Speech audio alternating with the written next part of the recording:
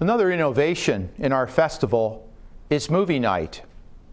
In this case, the movie features music by composer Ken Nichols. Tom Mitchell, who produced this movie, will now introduce us to some of the details of what we're about to see and hear.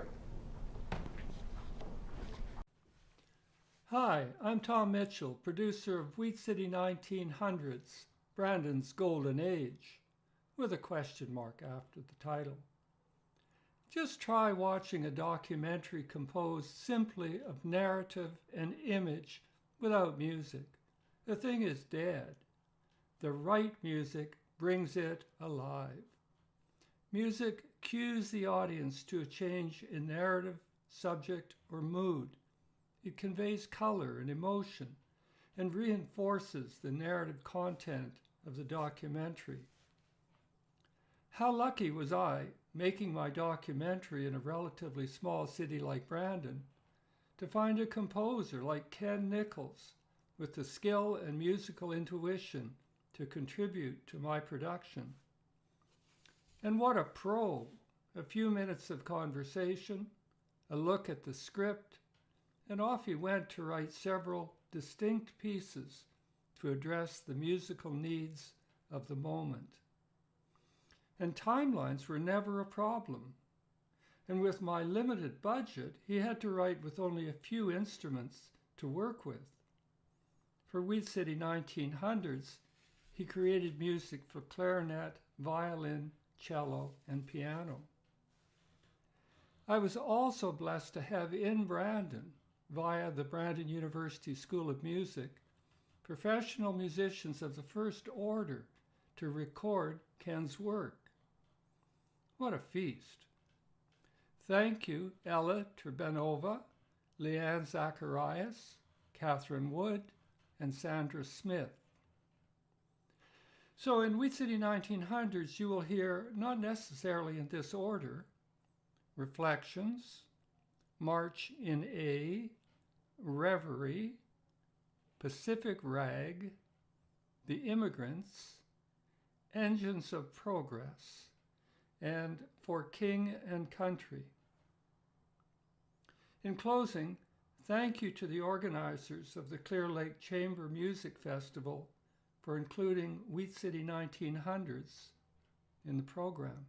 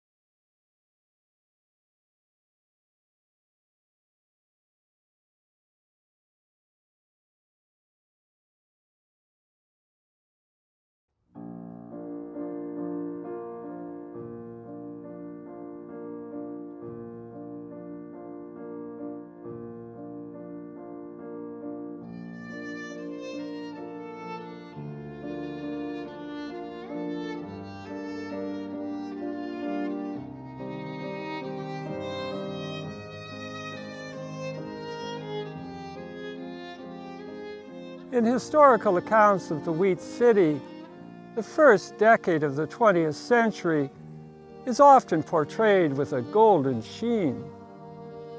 Perhaps that era was Brandon's golden age.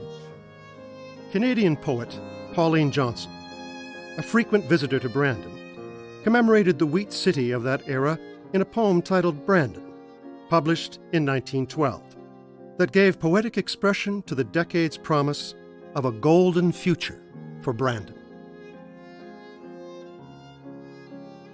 Born on the breast of the prairie, she smiles to her sire, the sun. Robed in the wealth of her wheatlands, gift of her mothering soil, affluence knocks at her gateways, opulence waits to be won. Nuggets of gold are her acres, yielding and yellow with spoil. Dream of the hungry millions, dawn of the food-filled age. Over the starving tale of want, her fingers have turned the page.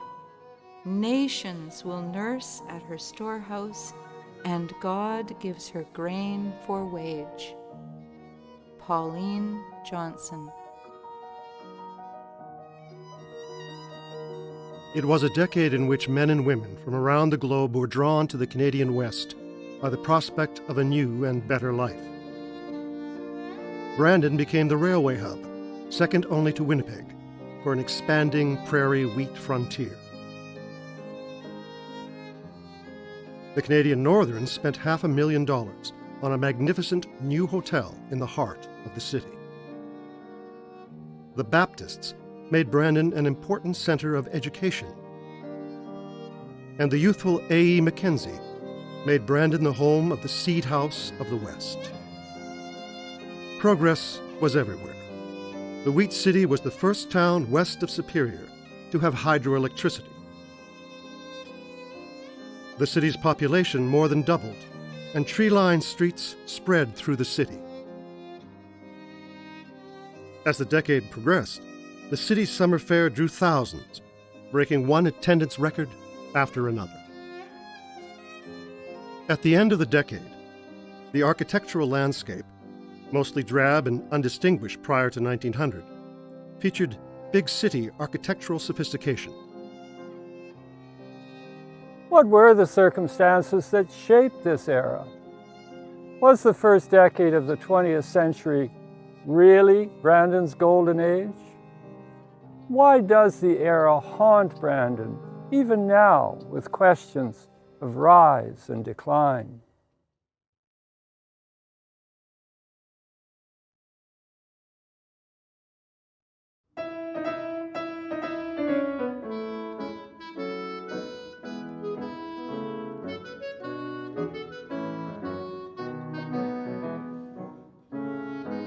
As the 20th century dawned, people and capital were on the move. The passing of free land in the American Republic by 1890 made the Canadian West the world's new settlement frontier, the last best West. New varieties of wheat, dryland farming techniques, cheap transportation, and rising wheat prices made settlement of the Canadian prairies practical and profitable. The rush was on. And a Brandon man was in charge of the West's development. Since his election to Parliament in 1896, Brandon's Clifford Sifton was the West's most powerful minister in Wilfrid Laurier's cabinet. A lawyer by trade, Sifton began his legal practice in Brandon in 1882 in the old Masonic block, 10th and Rosser. But politics was his real vocation. In the 1890s, he was Manitoba's Attorney General. In 1896, he moved to Ottawa. When he took charge, land-hungry Americans were looking north, and Brits, searching for opportunity, were buying tickets to Canada. Joyce Maxwell's grandparents arrived in 1904. My grandfather, William Phipps, was a butler, a gentleman's gentleman at a large estate in England. Emma Withicum, my grandmother, was a cook at the same estate. They were married in 1903. Their firstborn, a delicate baby girl, my Aunt Hilda May, arrived November 17, 1903. When the estate owner died, William received a bequest of $1,000. Soon, William, Emma, and Hilda May were aboard the SS Parisienne, headed for Brandon. When they arrived, William took a job with a wholesale liquor dealer, and Emma and Hilda May moved into a little house on the western fringe of town, 862 24th Street. Joyce Maxwell.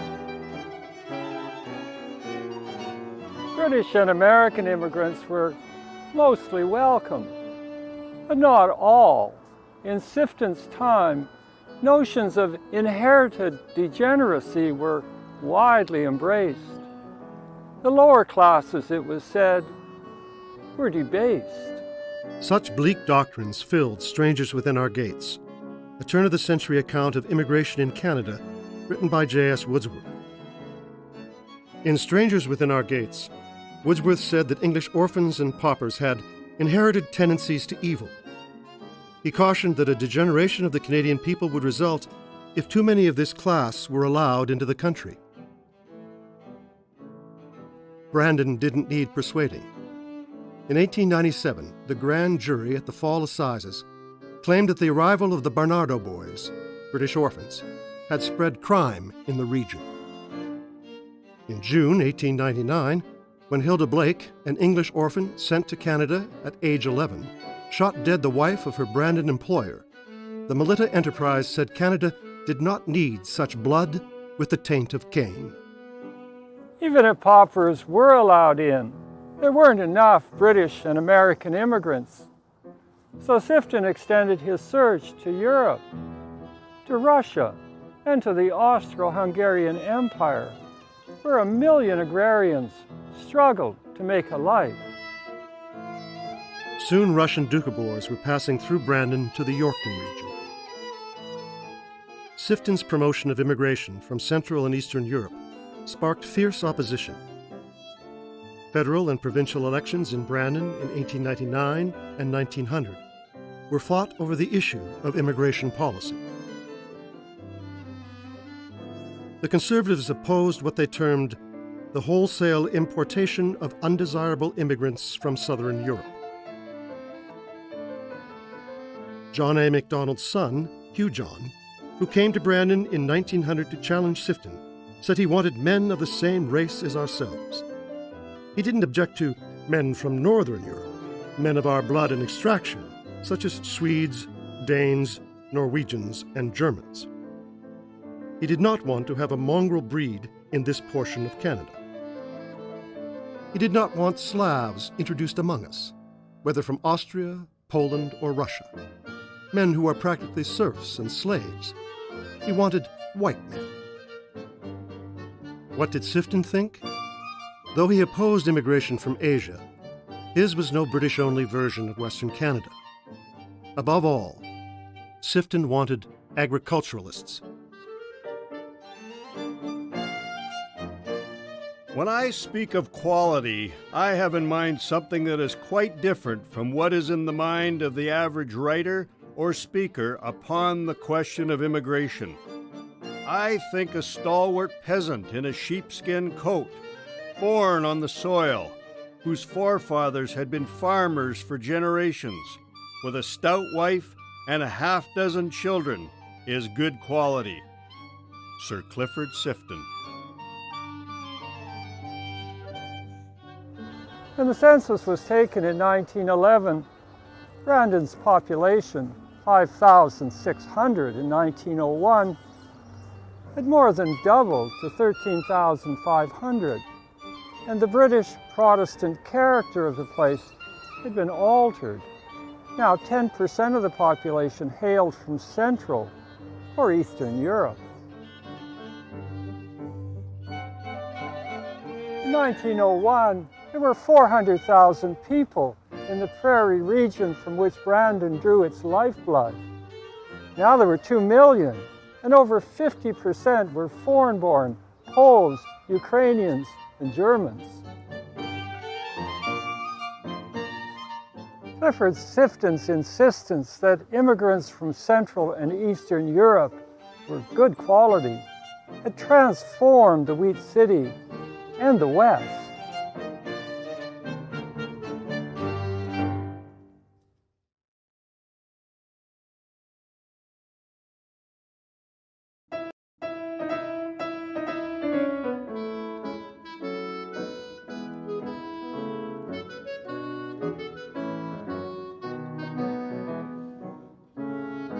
Down here on 9th Street, the youthful A.E. Mackenzie noticed that the West was on the move. Born York County, Ontario, Mackenzie came west when his father set up as a grain dealer in 1880s Brandon.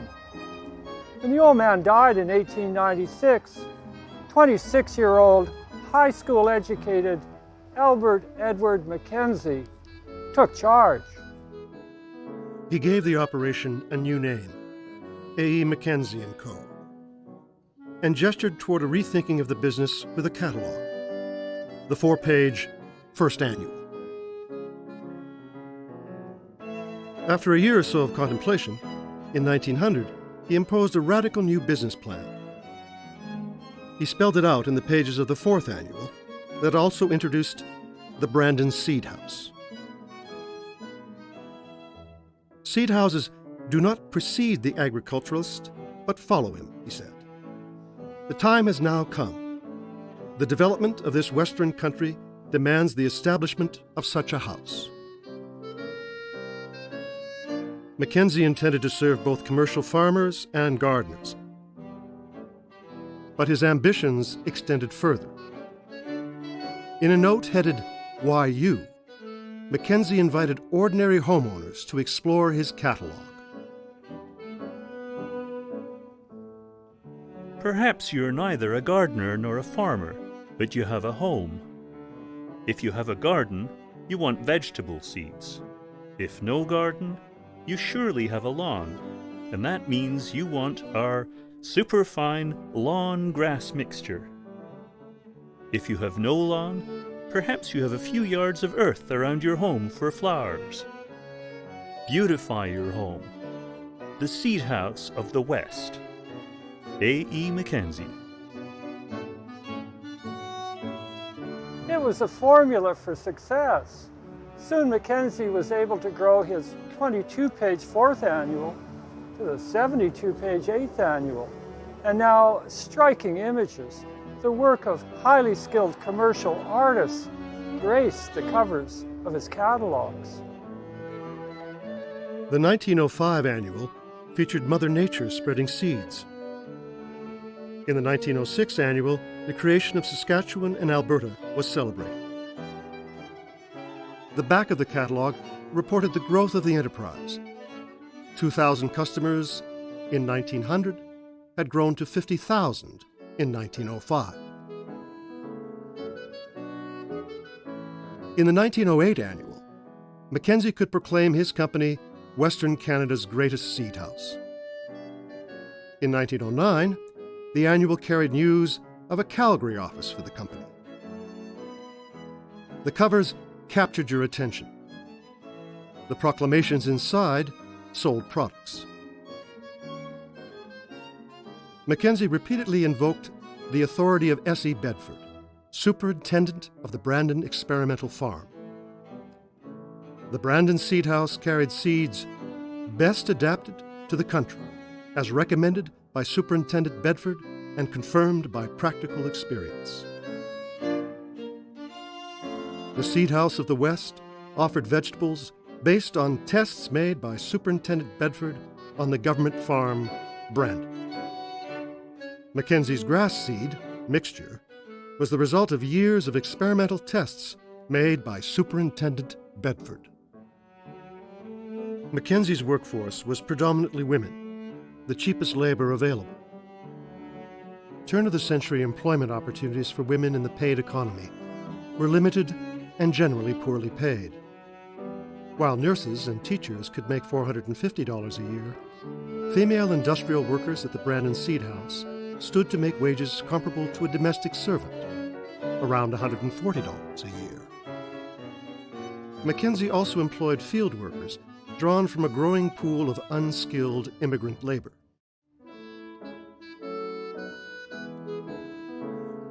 As the company grew, so did its management structure.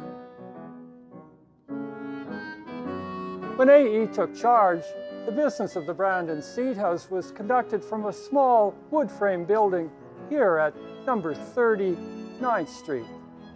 By the end of the decade, the burgeoning new business had outgrown the old building.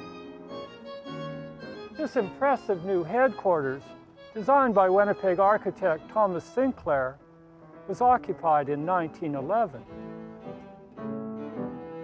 The 15th annual offered a visual metric of the company's success with an image of the smart new headquarters that contained an insert of the old building. The 1912 annual boasted that the Brandon and Calgary buildings, combined with the 3 farms operated by Mackenzie, would occupy a space 2 miles long and 1 mile wide.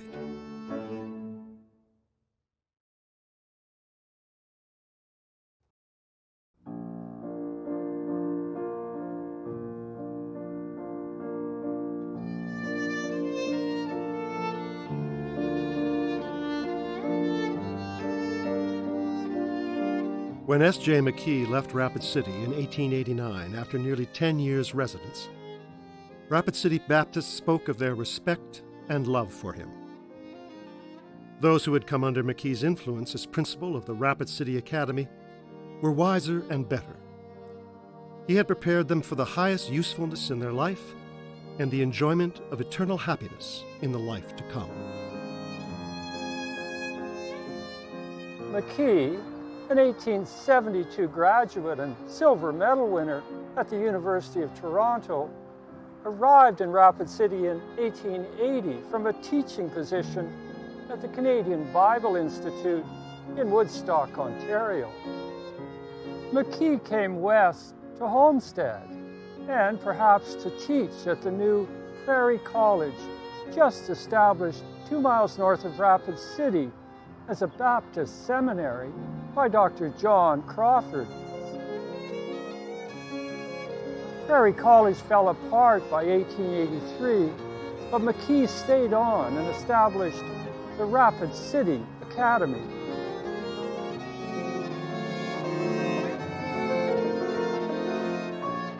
In 1890, McKee moved his academy to Brandon, a decision of historic importance for the Wheat City. Brandon Academy prospered. In 1894, his pupils sent him a letter to convey their esteem and gratitude for his patient help in preparing them for their exams. In 1897, the Western Sun referred to McKee's school as Brandon College. It was one of the institutions of which our citizens are justly proud, an institution in its usefulness second to none in Canada. In 1899, the Baptists voted to establish a college in the West to train Baptist ministers and to provide post-secondary education for Baptists from Superior to the Pacific. Brandon was selected as the location for the new school, in large part because S.J. McKee had devoted a decade to laying the foundation for the new institution. In 1899, McKee joined the faculty, and the sign on his Brandon Academy now read, Brandon College. In 1900, pioneer Toronto meatpacker and devout Baptist William Davies and his sister-in-law, Mrs. Emily Davies, pledged $25,000 to build the college. Mrs. Davies laid the cornerstone in July 1900, and the new college building was opened in 1901. As was the Baptist tradition, Brandon College began life as a coeducational institution. In 1904, McKee, a lifelong advocate of education for women, proposed the creation of a residence for women at the college. In 1907, Clark Hall, constructed with funds donated by Dr. C.W. Clark, opened as a women's residence featuring new programs in music, art, physical culture, and expression. Henrietta Hancock came to Brandon to teach art and helped found the historic Brandon Art Club. And Ernestine Whiteside, hired as the first lady principal of Clark Hall, brought advanced views on the education of women to the city.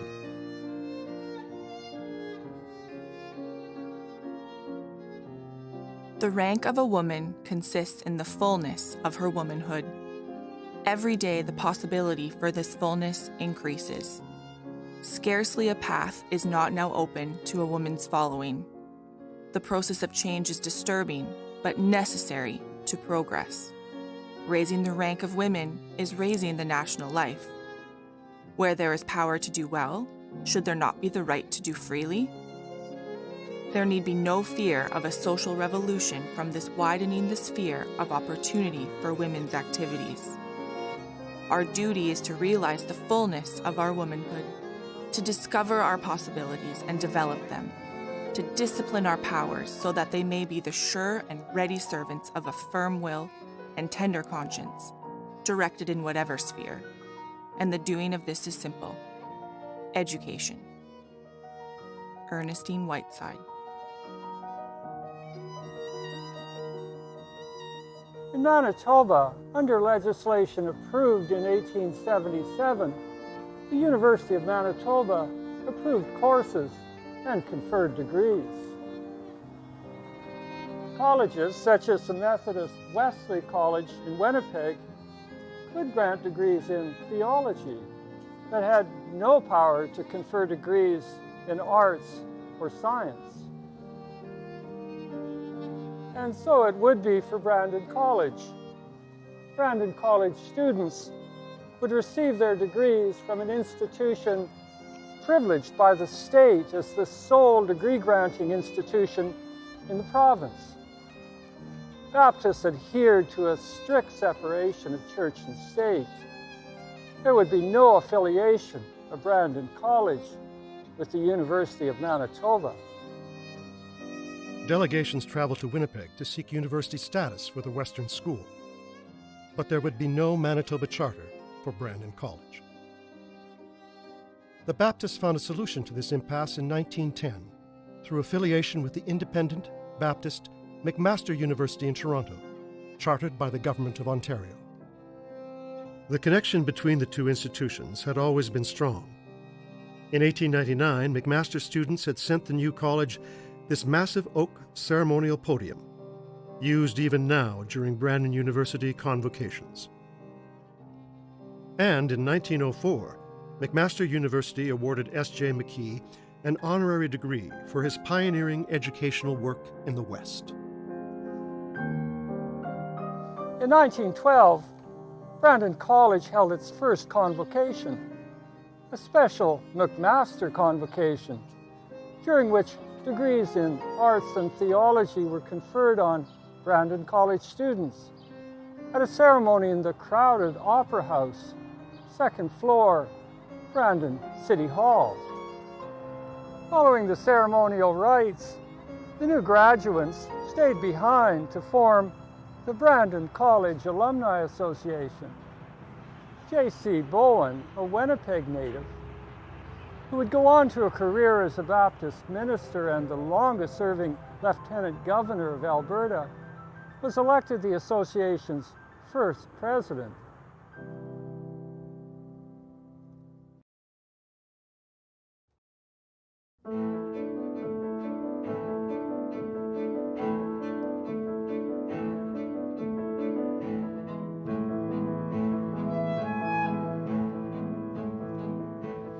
The Canadian Pacific Railway created the Wonder City of the Northwest.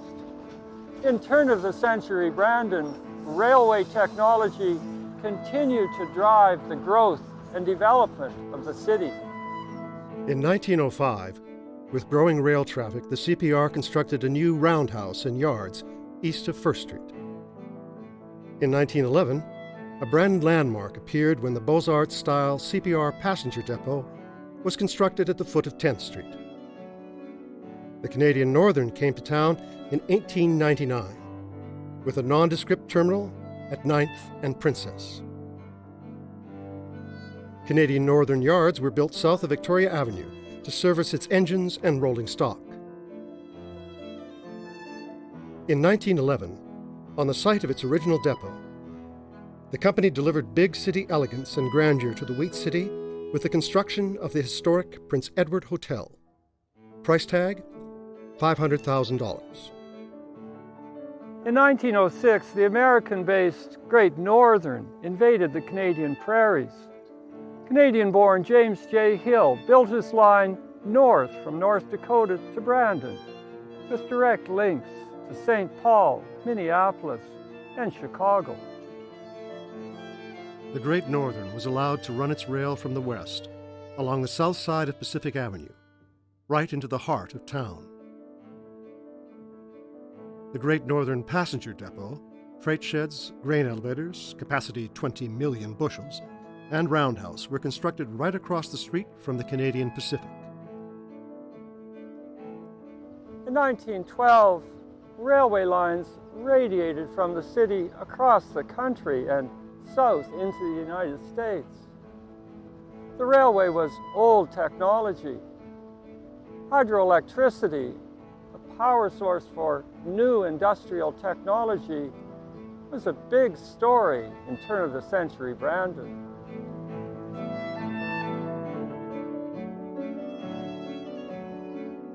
In 1901, out on the Little Saskatchewan River, 10 miles northwest of the city, the Brandon Electric Light Company constructed the first hydroelectric power dam in Western Canada. The new dam was 75 feet long, constructed of heavy timbers and stone, with a half-mile-long reservoir above it. In September 1901, power was delivered to the city at a fraction of the cost of coal-generated power. Power supply was interrupted by winter and floods. In the spring of 1902, ice flows blocked the Little Saskatchewan, but the dam held. When ice and high water came again in 1904, the dam was swept away, only to be rebuilt by summer's end. Building of a modern city required private investment, but civic investment in infrastructure and a firm regulatory regime were also required. Did Brandon measure up? By 1900, Brandon's First Street Bridge, purchased from private interests in 1886, was considered inadequate for the heavy machinery of turn-of-the-century agriculture. In September 1903, the local agent for Port Huron engines was killed when the bridge gave way under the weight of the engine he was driving. The machine plunged 20 feet, crushing the agent and a local farmer who had bought it. Legal action followed, and the city paid $10,000 to the farmer's widow. A traffic count a week after the accident saw 408 vehicles travel over the compromised structure. Brandon needed a new bridge, but so did the CPR. In June 1902, the CPR built a bridge extending over the CP rail yards into the north end, near 8th and Pacific. At the time, the railway planned to confine its operations between 1st and 18th, but growth in rail traffic forced construction of new yards in the east end and a bridge over the tracks at 1st Street. The city and the CPR built a new steel bridge to span river and rail. It was begun in 1907 and opened for business November 1909. It cost the city $70,000. The city made other infrastructure investments on its own. Prior to 1900, $300,000 was spent on a new city hall, the Brandon General Hospital, a new waterworks plant, and a sewage system. After 1900, with an expanding tax base, the floodgates opened. Between 1900 and 1912, $185,000 was to be spent on sidewalks, $400,000 on the waterworks system, $150,000 for grading streets, and $240,000 on sewers. An additional $48,000 bought fire equipment. A new municipal cemetery swallowed $25,000, while the new courthouse, jail, and registry office required $50,000. The new Central Fire Hall, built in 1911, cost $27,000. Boulevards, street paving, and parks added $160,000 to civic debt. Topped off with $350,000 for a municipal street railway. Total, $1.7 million. In its 1907 25th anniversary edition, the Brandon Sun boasted that Brandon was a modern city, with miles of trunk, lateral sewer, and water mains. Many thousand square feet of sidewalk, a modern pumping station with a 2 million gallon high-duty pump, a fire alarm system that made Brandon safe against conflagration, and a fire brigade with equipment second to none. Was Brandon as modern as the Sun claimed? The Western Canada Fire Underwriters Report of 1912 delivered a sober assessment of the state of civic infrastructure and regulation.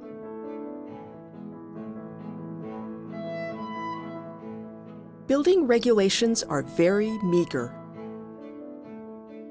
Many party walls are light, and on the whole, structural conditions are weak from a fire protection point of view. There is a great need for a more modern building code. The pumping station is inadequate and the filtration system unsatisfactory. The 2 million gallon pump appears to be in only fair condition. The filtration system is not satisfactory from a fire protection point of view. The capacity is considerably below the quantity required for a large fire. The city's conflagration hazard is fairly severe in the principal mercantile district, owing to light construction, lack of window protection, and inadequate water supply. H. Stainton, Inspector, Western Canada Fire Underwriters. In 1912, there was work to be done to make Brandon a modern city. In 1916, 4 people died in a blaze here on Rosser Avenue. It might have been prevented by an up-to-date fire code.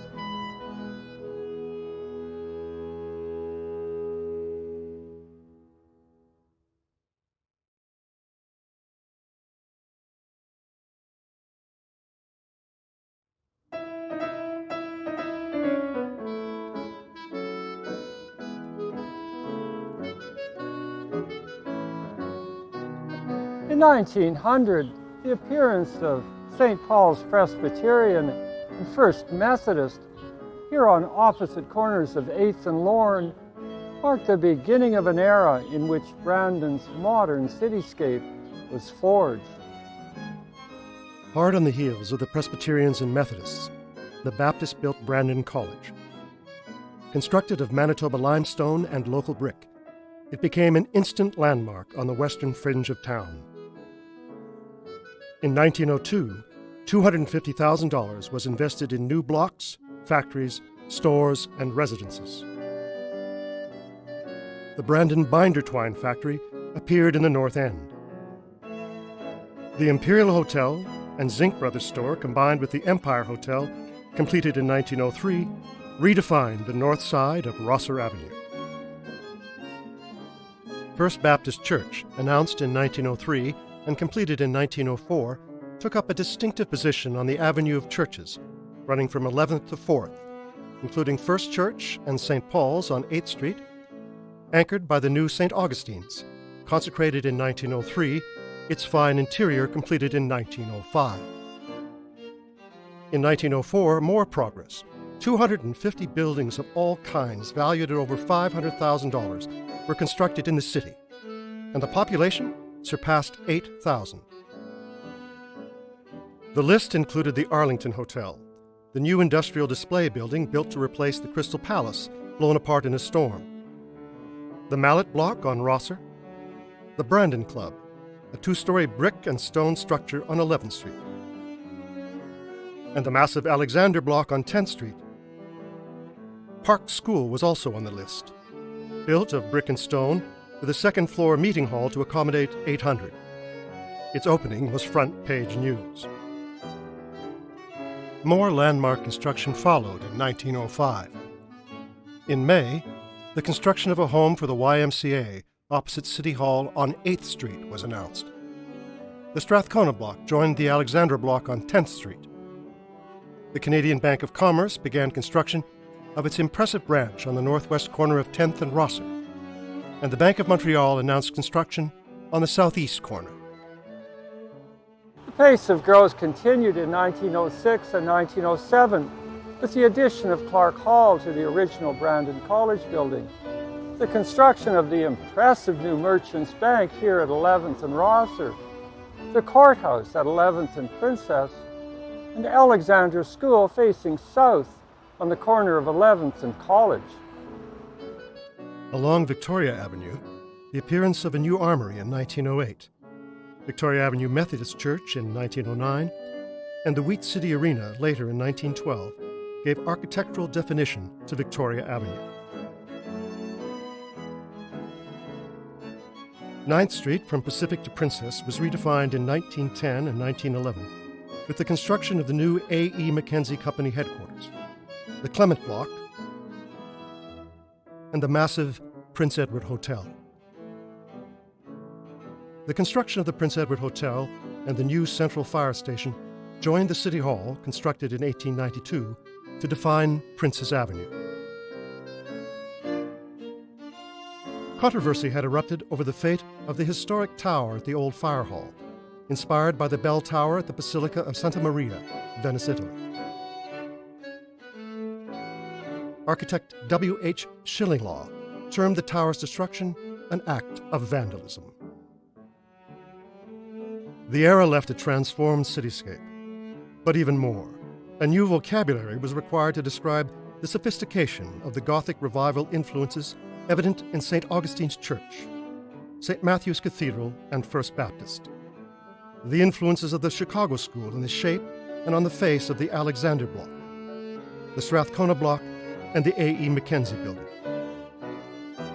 The Romanesque features of Brandon College, the Chateauesque style of the new Central Fire Hall, and the Georgian revival influences featured in the new Brandon Collegiate. W.A. Elliott was the architect for many of these new buildings. Elliott arrived in Brandon in 1899 from Anaconda, Montana. He rose quickly to become the city's preeminent architect. He lived in Brandon for decades. He raised a large family and toured with the Elliott Family Orchestra, inspired by his wife's rich musical talent and drive. But Elliott, the architect, remains a mystery. Where did he learn architecture? What were the influences that shaped his architectural ideas? In advertisements in the Brandon Sun and Manitoba Free Press in the early 1900s, Elliott claimed a diploma from the Palliser School of Architecture, New York City. But there is no record of such an institution existing in New York in the 1890s. In a 1912 feature, the Brandon Sun reported that Elliott had graduated from the New York School of Architecture. Here again, no evidence of this institution's existence could be unearthed. References were found that reported Elliott graduating with honors from the Palace School of Architecture. There was a Palace School of Architecture, but it existed in Moscow, Russia in the 1850s. In the December 1891 issue of Scribner's Magazine, an advertisement placed by the New York architectural firm Palliser and Palliser Co., made famous by its commercial publication of architectural designs, invited the uninitiated to study how to draw building plans, take a course in the Palliser Correspondence School of Practical Architecture, and become an architect. The ad offered $30 worth of free books. Just send 10 cents, stamps, for particulars. Perhaps Elliott's references to graduation from the Palliser School of Architecture was his way of allowing posterity to trim his embellished claim of formal architectural education. While questions may surround Elliott's architectural apprenticeship, Brandon architect Michael J. Cox believes there is no doubt about the rich architectural legacy Elliott bequeathed to the Wheat City. While Elliott's architectural pedigree prior to his arrival in Brandon in 1899 remains a mystery, there can be no doubt as to his legitimate claim to the title architect. Much of the work he completed in Brandon during the first decade of the 20th century is still in use today. It's been updated, some of it repurposed. It's occasionally renamed. Brandon Collegiate Institute is now École Nouvelle School. But it's still in use, and it's still a vital part of Brandon's architectural heritage a century after its creation.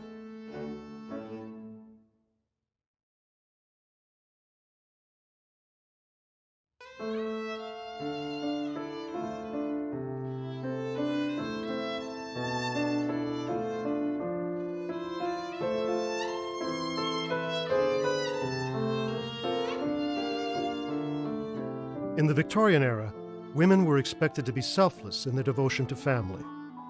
Marriage, for women the only gateway to respectability and social stability, stood at the center of this domestic ideal. Such idealization of women privileged, by implication, the religious sphere as most suited to a woman's nature and attributes. It is therefore not surprising that Elizabeth Sifton, Clifford Sifton's wife, was chosen to lay the cornerstone at First Methodist in 1899. In Victorian Brandon, their perceived social purity and moral virtue gave upper middle class women a growing role as social reformers in the public sphere through organizations such as the Brandon Council of Women.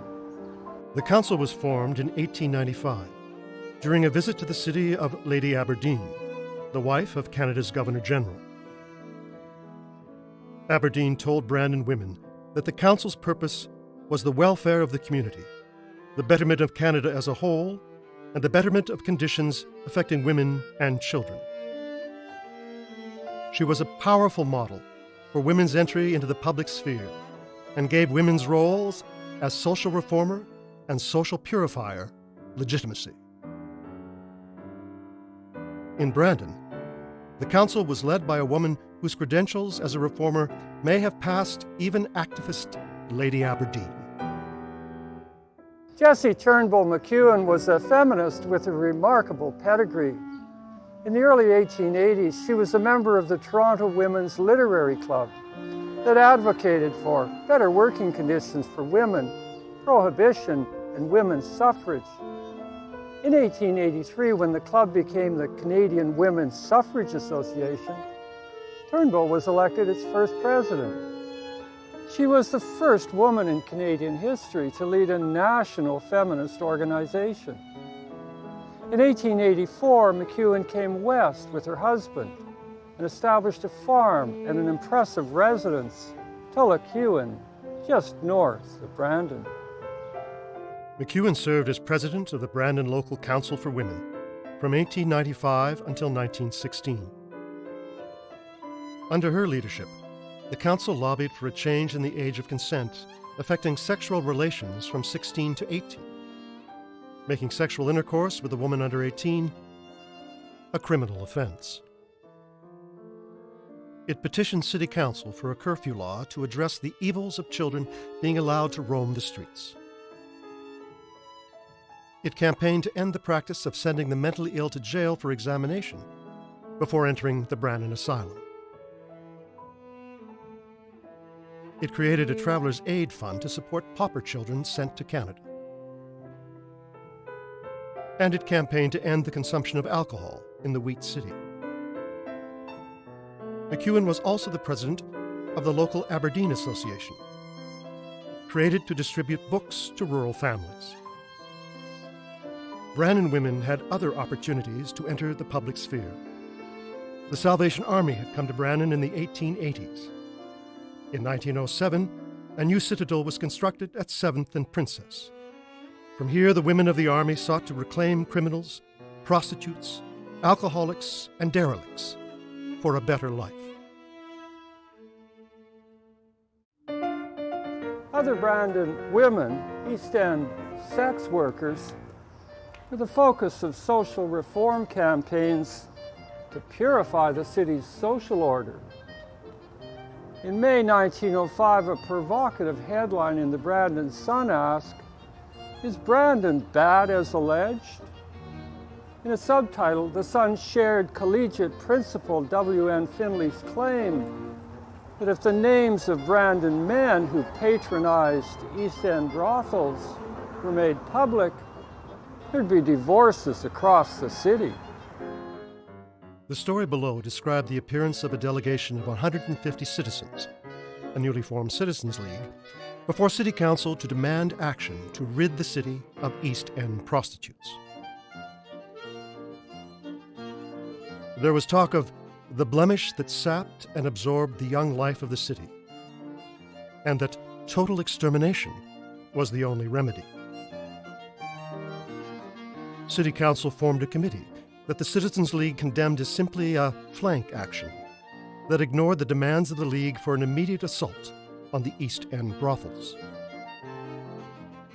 In June, when the cornerstone was laid for the new YMCA, the Brandon Sun spoke of the urgent need for the Y to offset and defeat the evil influences that beset the way of boys and young men. For in communities like Brandon, where young men and vigorous manhood were thrown on their own for entertainment, vice and immorality thrive. The problem didn't go away. In 1907 and later, the Brandon Sun continued to report that disreputables must vacate. Everyone understood the euphemisms.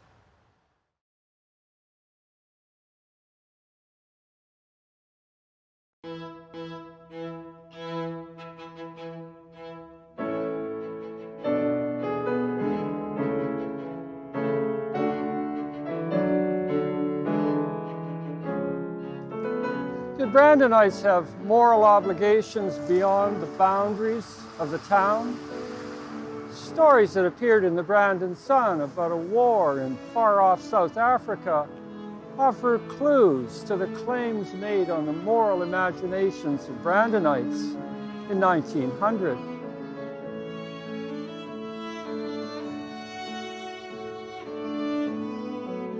The South African War erupted in October 1899 over gold and diamond mines in Boer-held regions next to the British-held Cape Colony at the southern tip of Africa. The Brandon Sun gave its readers a ringside seat to the drama of the contest.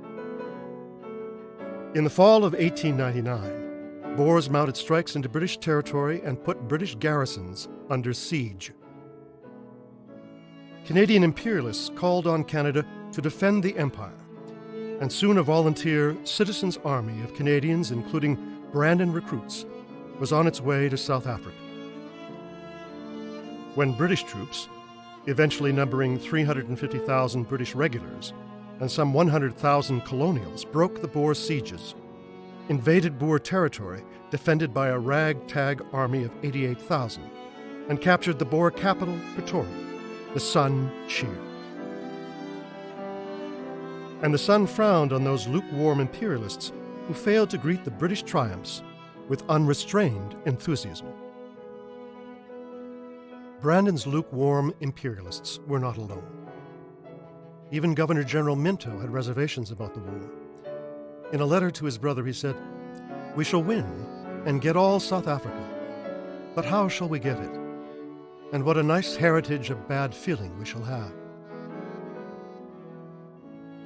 When the Boers responded to British advances with a protracted guerrilla war, the British destroyed Boer farms and put women and children into concentration camps, where thousands died of malnutrition and disease.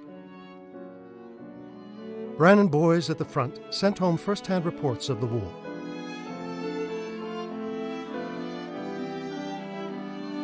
The boys from Manitoba are the only ones so far of the second contingent who have been under fire.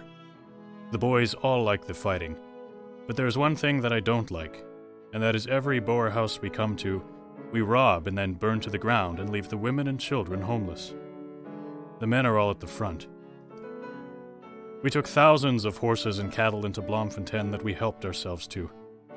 We are allowed to take anything but clothing and valuables, but there's very little left after the big bugs get through with it. Your loving son, Willie Ward. Like the Boer War, the spread of Empire Day gave Brandon imperialists an opportunity to make claims on the moral imaginations of Brandonites, in this case, school children. Empire Day was an Ontario creation. It saw light of day for the first time in Ontario in 1899. Brandon embraced Empire Day. Flags appeared in classrooms and maps were created with the Union Jack hoisted on British possessions. The boy faced mock trial as a pro-Boer. In 1911, Brandon's own G.R. Coldwell, Minister of Education, issued a special Empire Day publication that captured the essential message of the day. Its motto, "One king, one flag, one fleet, one empire." Its rallying cry, "For God, duty, and empire." Empire Day enthusiasts were especially interested in claiming the imagination of immigrant children. In 1906, the province decreed that every school fly the Union Jack or lose its grant. The trustees of Blythe's school district south of Brandon didn't think it was a good idea. In our opinion, the assimilation of these foreign-born settlers will be more speedy and complete, and the loyalty both of native and foreign-born Canadians more true and spontaneous, if all are influenced by their knowledge and appreciation of our free and enlightened institutions without the objectionable element of compulsion manifested in the new flag-flying regulation. Thomas Nishaw, Secretary, Blythe School District, number 471. Flag or no flag, Brandon loved royalty. When Queen Victoria died in 1901, the day of her funeral was declared a day of mourning in Brandon. When the Governor-General, the Duke of Connaught, his wife and daughter Princess Patricia, visited Brandon in 1912, the celebration was a triumph of royal adoration. An arch of welcome was constructed, and school children lined the streets, flags in hand. Was Brandon home to any Canadian nationalists? Dominion Day, Canada Day since 1982, was established in 1879 to celebrate Canadian Confederation. Until 1927, the organization of festivities was left up to local committees. What did Brandon do?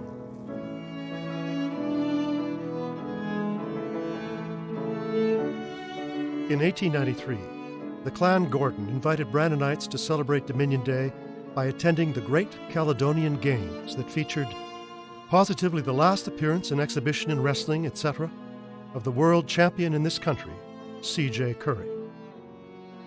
In the early 1900s, there were military reviews with galloping horses and mounted wrestling events. Dominion Day 1906 was marked by unusual celebrations, a carnival of activity. There was a parade and a program of sports at the athletic grounds, and jugglers, contortionists, and dancers jostled with a crowd that filled Rosser Avenue. The Quebec Tercentenary of 1908 gave Canada a boost in far-off Brandon. The Brandon Sun was filled with coverage of the brilliant spectacle in Quebec City that included royal speechmaking, historical reenactments, and displays of military power. The Sun published a historical narrative of Canada that invited consideration of Canada's uniqueness. Canadian nationalism in some form was certainly active when a chapter of the Canadian Club was established in Brandon in 1908. From Ottawa to Dawson City, Canadian clubs were being established to foster Canadian nationalism, to promote the study of Canada, and to build a Canadian nationality. In Brandon, the Canadian Club hosted lectures by noted Canadians, including Commissioner A.B. Perry of the Northwest Mounted Police, Wilfred Grenfell, who had brought medical services to the outports of Newfoundland and Labrador, legendary figure of Western Canadian history Lord Strathcona, and the leading Western political figure of the era, Clifford Sifton. As the Great War approached, the imaginative loyalties of Brandonites was a study in complexity. New Brandonites from far distant places could be excused for wondering just what they'd signed up for.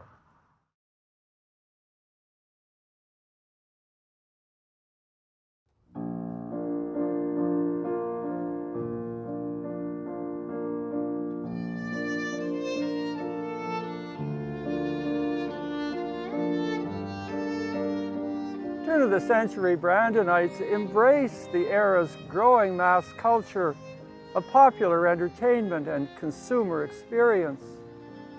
This mass culture took shape in the diverse content of fairs and exhibitions and impromptu spectacles, small and large. The Brandon Sun put spectacle before its readers in 1900 with an account of the annual ball of the Brandon Tennis Club. It was a spectacle of affluent Brandon on display. Archival images of the club in action illustrate the complex imagery of spectacle in the Wheat City circa 1900. Spectacle took shape on Brandon streets in rallies of the Brandon Auto Club on Rosser Avenue and here in front of City Hall on Princess Avenue. Spectacle appeared out on the prairie south of the Canadian Northern Yards, where the Brandon Gun Club held trap shooting contests. Pigeons captured in stables and church belfries were released as sport for the members of the gun club. Their remains gathered for pigeon pie. And here at 8th and Rosser, the Bond Brothers Circus has just arrived in town, and the boundaries between spectated and spectator evaporate in the excitement captured in this image. Ditto this early 20th century image of an elephant trundling along Rosser Avenue near 13th Street, saddled with a banner that reads, "Visit the Winnipeg Fair, excursion July 10 to 17. More elephants and a parade of exotica follow."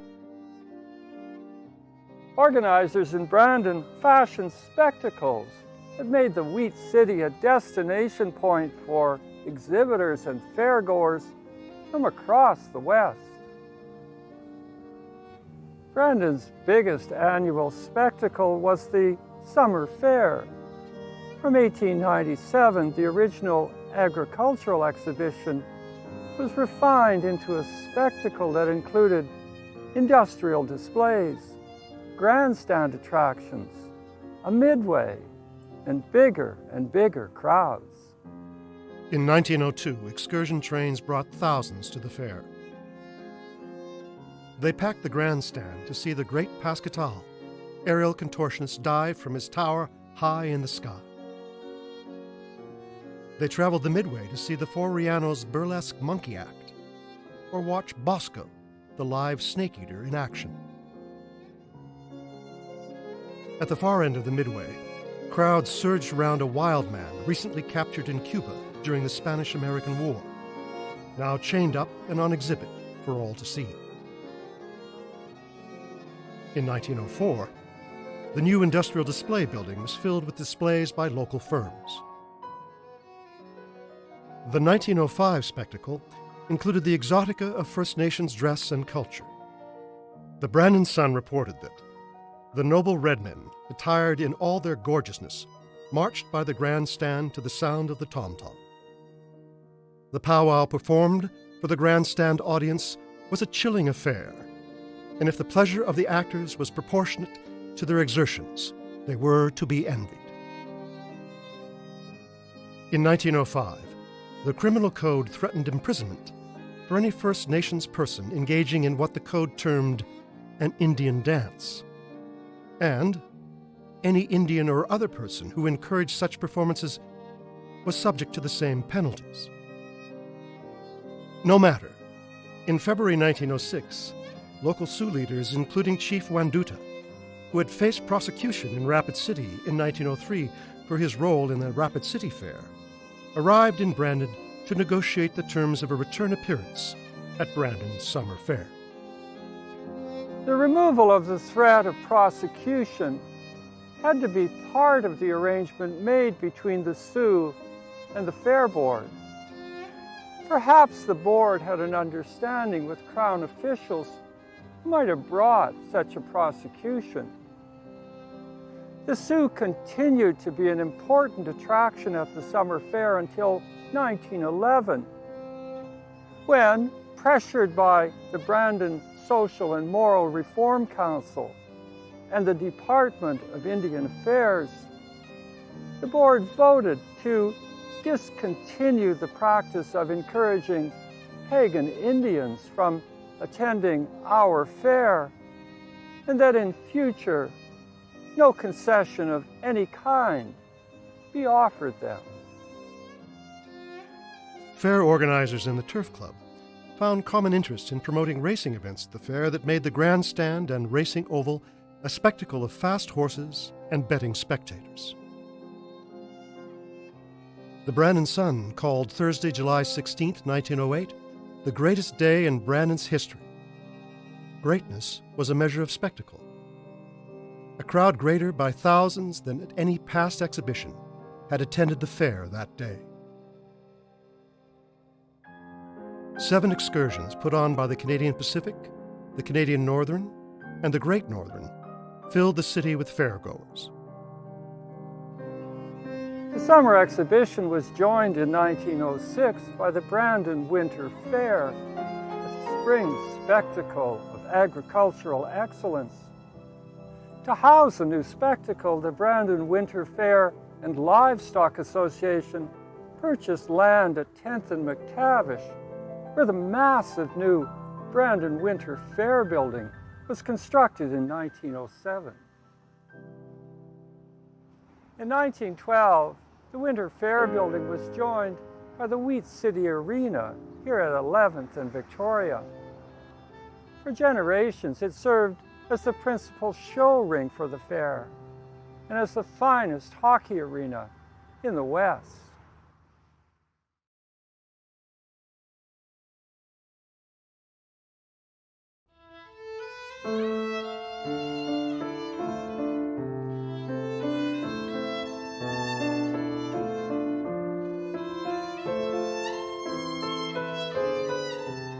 In 1900, Brandon's celebrity as the Wonder City of the Northwest was in the past. And the years since the founding of the city in 1882 had been disappointing. Though it was the administrative center for the Western Judicial District and the site of a federal research station, even the rosiest account of the city's early history couldn't disguise the fact that in 1900, Brandon was mostly a drab, undistinguished town of 5,000 souls. But with the passage of a little over a decade, a dramatic revision of this gloomy assessment of the city's progress would be required. By 1913, Brandon's population approached 14,000. The city had become a railway hub for a growing agricultural region with a network of tributary branch lines. Its commercial and manufacturing interests sold in markets from Winnipeg to the Peace River District in northern Alberta. The presence of Brandon College had turned the Wheat City into a center of post-secondary education. After a decade of unprecedented growth, Brandon featured a cityscape rich in contemporary architectural styles. And the completion of Brandon's municipally owned street railway marked the climax of a decade of civic modernization. In 1913, the city hosted the Dominion Fair, a national exhibition sponsored by the federal government and held in a different city every year. Several cities had sought the 1913 spectacle, but Brandon won the day. With federal government funds, the Fair Board supervised the building of a new grandstand, display buildings, and racetrack, as well as the general expansion and improvements to the fairgrounds. And the event was a thrilling success. Does all this add up to a golden age for the Wheat City?